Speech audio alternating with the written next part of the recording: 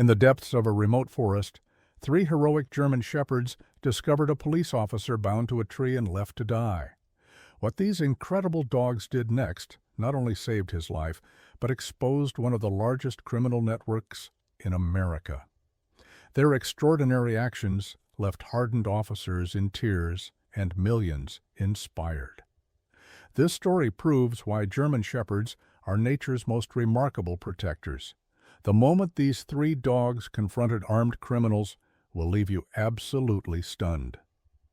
The morning mist clung to the Montana pines as retired K-9 officer Jack Reynolds sipped coffee on the porch of his mountain cabin. His 3 German shepherds, Maverick, Sierra, and Ranger, lounged nearby, alert eyes scanning the tree line. After 20 years with the Special Response Team, Jack had chosen this isolated paradise to heal wounds, both physical and emotional. Maverick, the eldest at 9 with distinguished gray markings, had specialized in tracking and apprehension. Sierra, sleek with a darker coat, had been the department's top narcotics detection dog. Ranger, just 4 years old with classic black and tan markings, had been Jack's final trainee, a prodigy who'd earned commendations before completing his 2nd year of service. This morning, Jack noticed unusual behavior. Sierra was the first to alert, ears perked toward the northern forest, body rigid with concentration. Maverick joined her seconds later, rising to stand at attention. Ranger began pacing anxiously, emitting the low whine Jack remembered from their training days. "What is it?" Jack set down his mug, instantly tuned to their signals. Years as a unit had taught him to trust their instincts without question. Sierra's tail straightened, her detection confirmed posture. Maverick issued a single, deep bark, his action-required signal. Ranger circled back to Jack, nudging his hand insistently before returning to the property line. "Show me," Jack commanded, grabbing his jacket and emergency pack, habits from police days that never faded. All 3 shepherds bolted toward the dense tree line, navigating the underbrush with precision, while checking that Jack followed. Their movement showed training, Maverick taking point, Sierra sweeping right, Ranger moving left, creating the search formation that had located dozens of missing persons. They pushed beyond familiar ground, the dogs increasingly focused, noses working the earth, then testing air currents, communicating through subtle body language. Jack grew concerned when Sierra lowered her stance. She'd locked onto something. Maverick circled wide, executing a flanking maneuver they used when approaching danger. Ranger positioned himself between the other 2, forming their signature triangulation pattern. "Easy," Jack whispered, reaching instinctively for the service weapon that was no longer at his hip. The shepherds disappeared into a dense thicket.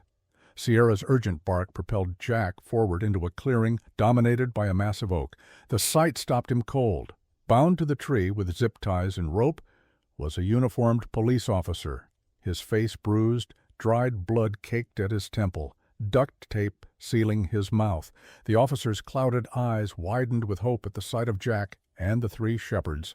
The dogs had already taken up protective positions, Sierra circling the perimeter, Maverick standing guard before the injured man, Ranger working at the bindings with his teeth.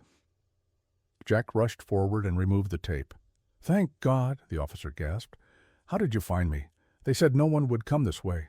Water, please." As Jack offered his canteen, Sierra stiffened at the clearing's edge, signaling danger. Maverick and Ranger immediately responded, forming a defensive perimeter. "We need to get you out of here," Jack whispered, working quickly at the bonds. "My dogs found you, but they're telling me we're not alone." The officer introduced himself, Deputy Mark Reeves, Eagle Ridge Police Department. He spoke in ragged bursts as Jack freed him from the complex bindings that had cut into his skin. "Been here almost 4 days," Mark explained, wincing as circulation returned. "I was investigating reports near the old logging roads. Locals saw high-end vehicles that didn't belong. I found a temporary camp, satellite comms, thermal equipment, not hunters." I was photographing the setup when they ambushed me, never heard them coming. His eyes darkened. There were 6 of them, professionals. They interrogated me, wanted to know if anyone knew where I was, if I'd reported anything. The shepherds maintained vigilance with military precision. Sierra swept the perimeter, sampling air currents. Maverick stood guard, ears rotating to capture every forest sound. Ranger remained beside Mark, occasionally nudging his hand in quiet comfort, a behavior he'd shown with trauma victims during service. "They're using the old fire watch tower as a coordination center," Mark continued, voice growing stronger. "They've been moving drugs through the forest for months, using abandoned logging trails to bypass checkpoints. Tonight, they're moving their biggest shipment." He attempted to stand but collapsed. "We need to get you to safety," Jack said, catching him. "My cabin's 4 miles northeast, but—" "No time," Mark interrupted, shaking his head. "They're coming back at sunset to move me before the shipment. They only kept me alive to make sure I hadn't talked." His eyes darted skyward. 3 hours, maybe. Jack's mind raced. "How many officers can your department mobilize?" 10 at most, including SWAT, but without exact coordinates. Before he could finish, all 3 shepherds tensed. Maverick's hackles rose. Sierra vanished into the underbrush, a tactical disappearance Jack recognized. Ranger moved to defend Mark. "Someone's coming," Jack whispered, guiding Mark behind the oak. Stay absolutely still. Heavy footsteps approached from the eastern trail. Voices and radio static growing louder. The shepherds had vanished, just as they had on countless operations. "Remember your training," Jack whispered to the empty air. "Protect and detain." 2 armed men entered the clearing, stopping at the sight of empty ropes, weapons raised, confusion thick. "Find him," the taller one barked. "Check the perimeter." As they split up, Jack caught Maverick's signal. A single, low-pitched grunt. What happened next showed exactly why German shepherds are unmatched in tactical situations. From the shadows, Sierra struck first, launching at the lead man's gun arm, clamping down with precision. His weapon dropped. Simultaneously, Maverick exploded from the opposite side, slamming the second man to the ground, teeth bared inches from his throat. Ranger, the youngest but just as sharp, secured the perimeter, scanning for threats. Jack moved fast, emerging from cover, retrieving the weapons, and zip-tying the men with professional efficiency. "Eagle Ridge Police," Mark announced with as much strength as he could muster. "You're under arrest." The traffickers stared at the dogs, disbelief painted across their faces. "There's more coming," the younger one muttered, eyes locked on Maverick's stare. "A dozen, with the shipment, at sunset. If they find us like this, they'll kill everyone." Jack checked his watch. 3 hours. Too far from the cabin. No radio, no transport. Mark was too weak to hike fast, and these 2 would soon be missed. "We need to move," Jack decided. "Mark, can you make it to higher ground? We need a vantage point." Mark nodded. "What about them?" he asked, gesturing to the tied men. "They're coming with us," Jack replied. "Insurance." Just as they prepared to move, Sierra froze. Staring deeper into the woods, Maverick and Ranger mirrored her, all 3 dogs communicating silently. "There's someone else out there," Jack whispered. The captured traffickers exchanged knowing glances. "Advanced scout," one said. "He always checks the route first. You're already too late." Jack's mind kicked into overdrive. They had minutes before discovery. "Mark, we're splitting up. I'm sending Sierra to your department with coordinates. Maverick, Ranger, and I will intercept the scout and gather intel on the operation." Skeptical, "You're sending a dog for help? Will she even know where to go?" "Sierra once tracked a missing child 11 miles through a blizzard," Jack replied with absolute confidence. "She'll find her way to Eagle Ridge faster than any human could navigate this terrain." Jack quickly scribbled their coordinates and vital information on a piece of paper from his emergency pack, then secured it inside Sierra's special training collar. Kneeling before his loyal companion, he looked into her intelligent eyes. "Seer, find police," he commanded firmly, using their emergency assistance signal. "Find police. Bring help." The female shepherd's eyes reflected an understanding that defied animal comprehension. Without hesitation, she slipped silently into the undergrowth, disappearing with purposeful speed toward civilization. With Sierra racing for help, Jack turned to his remaining shepherds and the two captives. "Let's move to higher ground," he ordered, helping Mark to his feet. "Maverick, scout ahead. Ranger, guard rear." The shepherds understood immediately. Maverick moved forward in tactical silence, while Ranger took position behind the group, eyes scanning for pursuit. The captured traffickers stumbled forward under Jack's watchful eye, expressions tightening with unease. "You don't understand what you're up against," the older trafficker warned as they climbed toward a rocky outcropping, offering cover and visibility. "This operation has connections higher up than you can imagine." Jack remained focused on survival, undeterred by the threat. "Save your breath for climbing," he replied coolly. "You'll need it." They reached a defensible ridge overlooking the old fire watchtower, just as the sun began to sink behind the mountains. From this vantage point, they could observe the entire area while remaining hidden among the rock formations. Mark settled against a boulder, his strength improving but still limited. "How long do you think before your dog reaches town?" "Sierra can cover those 15 miles in under 2 hours," Jack said with quiet certainty. "The question is whether anyone will understand her message." "And if they don't?" Mark asked quietly. Jack's expression didn't waver. "Then we do what we can with what we have." He turned to Maverick and Ranger, both maintaining vigilant positions despite the hike. "These two have never let me down." As if to affirm his words, Maverick suddenly alerted, ears pricked, body tense. Jack pulled out makeshift binoculars from his emergency kit and observed a lone vehicle approaching the tower. "We've got company," he whispered. He signaled Ranger to guard the prisoners while he and Maverick moved closer to assess.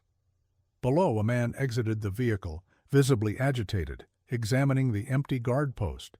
He tried his radio several times. Nothing. His concern grew. "He knows something's wrong," Mark whispered, "if he reports back." Jack nodded grimly. "Maverick and I need to handle this before he alerts the convoy. Stay with Ranger." Without waiting for objections, Jack and Maverick descended silently through the underbrush, using every ounce of their tactical experience. The scout checked the perimeter, weapon ready, unaware of the silent predator closing in. Maverick moved like a shadow, positioning himself strategically. Jack gave hand signals perfected over countless missions. The takedown was surgical. Maverick launched, jaws locking onto the man's weapon arm with perfect pressure. Jack followed instantly, subduing the stunned scout before he could speak. "Federal marshals have had your operation under surveillance for weeks," Jack lied with calm authority. "Your entire network is being rounded up as we speak." Fear flashed across the scout's face. "I'm just the advance man. I don't know details." "Then you're of no use to us." Jack's voice was cold. "Maverick, maintain." The shepherd tightened his grip just enough. "Wait, wait!" "The convoy has 7 vehicles coming from the north access road. 18 men, heavily armed, 300 kilos. Tonight's the big shipment." Back at the defensive position, Jack relayed the information. The intel was invaluable, but they were still outnumbered. Mark, sipping water, asked, "If your dog succeeds, how long before help arrives?" "She should reach the station in under an hour," Jack calculated. "Depending on response time, maybe 2 hours until backup." He glanced at the horizon. "That convoy will be here in 40 minutes. Ranger maintained his guard with unwavering focus. Maverick scouted the perimeter, returning periodically to exchange subtle signals with Jack. Their bond was instinctive, a language formed over years. "We need to delay them," Jack decided. "Buy time for Sierra's message to reach someone." Using materials from his emergency kit and the surrounding environment, Jack constructed simple but effective obstacles along the narrow logging road. Not enough to stop the convoy, but enough to slow them, create confusion. As twilight deepened, Maverick tensed. Ears rotated toward the eastern ridge, tail giving a hopeful twitch. Ranger mirrored him, Both dogs focused on the same point. "Something's coming," Jack whispered. Out of the fading light, a dark shape appeared, Sierra. Exhausted, tongue lolling from her 15-mile sprint. Behind her, moving with practiced stealth, came 6 tactical officers in full gear. Hope surged. Sierra had done the impossible. "Your neighbor recognized her immediately," said Captain Lewis, the team leader. "The note was clear, and we were already investigating Officer Reeves's disappearance. State police are setting up roadblocks 5 miles out." With Jack's intel, the team moved fast. Though Jack had retired, he and his shepherds were immediately brought into the tactical fold. "We're still outnumbered," Lewis admitted, "but we've got surprise, and your dogs just gave us the edge." The plan was simple: ambush the convoy at the narrowest part of the road, disable lead and rear vehicles, and trap the rest. Sierra, Maverick, and Ranger would create the distraction. Jack knelt beside his dogs. "This is what all those years of training were for," he said, eyes meeting theirs. They understood, beyond words. The convoy approached, headlights bouncing off uneven road. Jack and the others held their breath. "Now," whispered Lewis. The forest exploded into motion. Sierra, Maverick, and Ranger burst from cover, executing a perfect distraction. Drivers swerved, traffickers emerged, weapons raised but confused. In that moment, the tactical team moved, disabling engines, sweeping in from all angles. The shepherds targeted armed men with precision. In minutes, it was over. No casualties, no mistakes. State police arrived to take control of the scene and the largest drug bust in the region's history. Jack stood quietly beside his dogs, watching as Mark received medical care. The young officer looked back and raised a hand in gratitude. Captain Lewis approached, shaking his head. "Those dogs just helped bring down one of the biggest drug operations in state history. The DEA's been chasing them for over a year." He looked at the shepherds with deep respect. "They deserve medals." Jack smiled, kneeling as his dogs pressed against him. "They didn't do it for medals," he said softly. "They did it because that's who they are." In the weeks that followed, the story of Sierra, Maverick, and Ranger spread across the nation. News outlets featured their courage. Their bond with Jack became a symbol of loyalty, training, and unbreakable connection. For Jack Reynolds, the real reward wasn't the spotlight.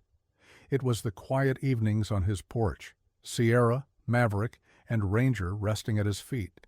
Extraordinary heroes, content in retirement, their legacies etched forever in the hearts of those they'd saved.